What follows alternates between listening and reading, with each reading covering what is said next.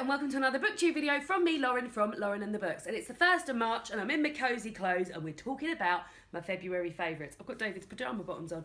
David's pyjama bottoms that I said to him, do you know where those grey pyjama bottoms are? And he said, yeah, they're yours, they're over there. I've worn them so much he actually thought that they belonged to me. They're so comfy. Why are men's pyjama bottoms so much comfier than ladies' ones? Anyway, let's crack on with my favourite bits from March. So I'm going to start with my favourite book from March. Actually, before I do that, I don't talk about my favourite film, TV and YouTube stuff here anymore because I talk about it in Screentime, a video that I filmed with David, and I will link that down below if you're interested in my favourite things like that for the month. My favourite book for the month was My Cousin Rachel by Daphne du Maurier. So I've spoken about this quite in-depthly in my February wrap-up. This is the fourth Daphne du Maurier I have read, the second best. Rebecca's still my favourite. As I said in the book, like I've given all Daphne du Maurier's books 5 stars. Rebecca is a 5++, and this is a 5+. So this tells the story of Philip, a chap who has been raised by his uncle. His uncle goes away every winter to Europe. And on one of these trips to Europe, he meets a wife and marries her, Rachel. And Ambrose, Philip's cousin, dies whilst he is away. And Rachel comes back to the estate, and this is all about her and Philip's relationship, which starts off as Philip hating her, then turns into a tentative friendship, then becomes potentially something else. Brilliant tension, brilliant characters, page turning, couldn't get enough of it. I love it. She can do no wrong in my eyes. I really, really think this is amazing. Loved it. So that's my favourite book. What other stuff have I got? Favourite things. So I've got a few things. So it was Valentine's Day this month in February. And the day after Valentine's Day is mine and David's 4-year anniversary, which was a delight. So that alone, just being with David for 4 years is just wonderful. But one of the presents I bought him for our anniversary was the Disney Loves Jazz vinyl, which the insides are just amazing. So this is David got a record player for Christmas, and we've been listening to quite a lot of records, and then I bought him this.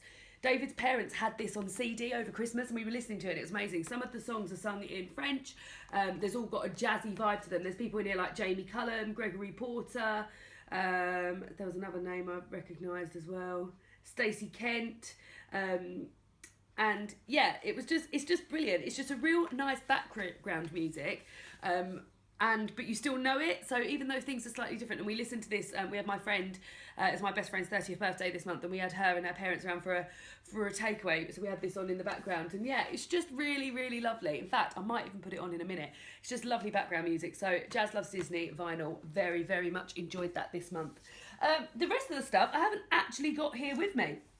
They're all things that I've done or listen to. So I'll start with listening to podcasts. I've been really getting into my podcasts. I've mentioned podcasts a lot of times over the years that I've been here. But one that I've listened to, which has been actually going on for 75 years, is Desert Island Discs, which is a podcast run by the BBC, where they get famous people on, famous peeps, to talk about, and they're allowed to choose 8 records that they would take to a desert island with them, and what memories those records hold. So for the 75th anniversary of this, they got David Beckham on, who is just a lovely, lovely man, and I really, really enjoyed listening to his Desert Island Discs. And then that was the first Desert Island Discs I'd ever listened to in my whole life. So then I went back on their sort of backlog and saw who else they'd got, and they've got some amazing people. So I've listened to Nadia Hussain, Ali Smith, Michael Bublé, Ant and Dec. They've really got some amazing people on there, and I've actually subscribed to them now.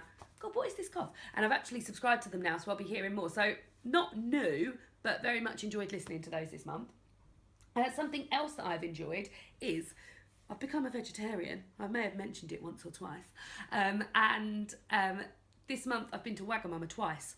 And both times I went to Wagamama, I had the katsu curry, but the yasai, the vegetarian katsu curry, which is a bit of sweet potato, a bit of butternut squash, and a bit of aubergine in the breadcrumbs with the katsu curry sauce on it and a salad.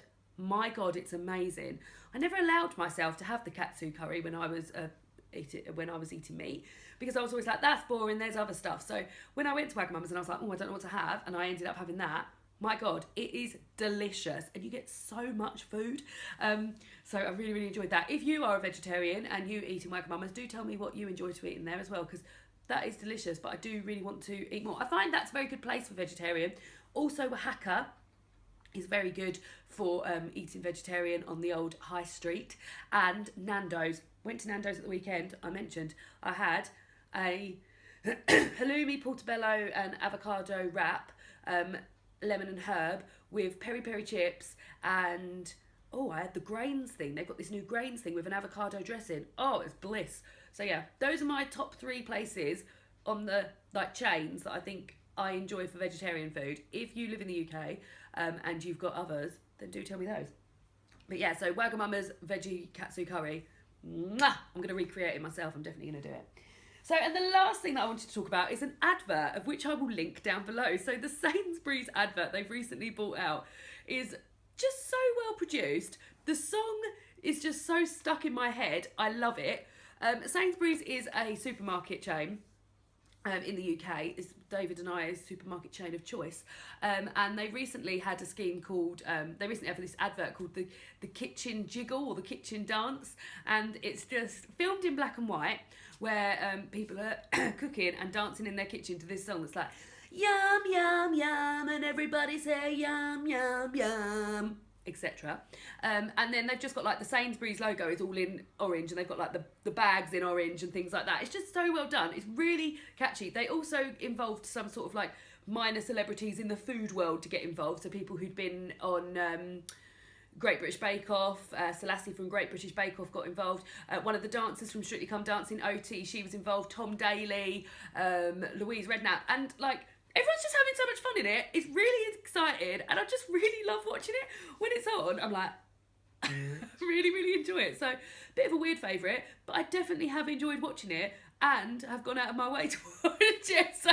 So that's another one. So well done Sainsbury's with their wonderful advertising schemes. So those are my favourite things from the month of February. Very short month, really, really busy month. We're busy like every weekend now till the middle of May. Lots coming up. So what were your favourite bits in March? Would love to hear from you. Would love to hear your favourite vegetarian food to eat on the high street. Has anyone listened to Jazz Disney before? What else? Which is a good Desert Island Disc episode to listen to? Those are the questions I want to know the answers to. Hope you're all well, and I'll see you all again on Friday for another BookTube video.